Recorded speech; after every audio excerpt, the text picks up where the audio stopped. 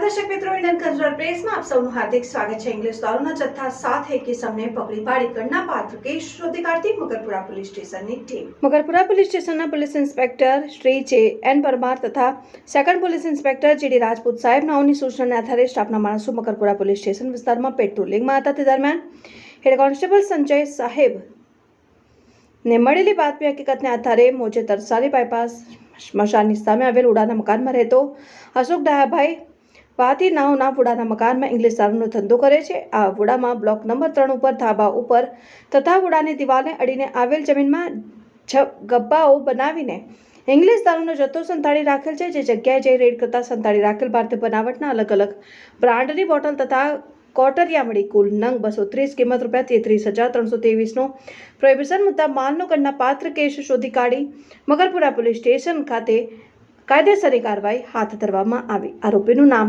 અશોકભાઈ ડાયાભાઈ માળી ને પકડેલ આરોપી ધર્મેન્દ્ર ઉર્ફે શંભુ કનેજા।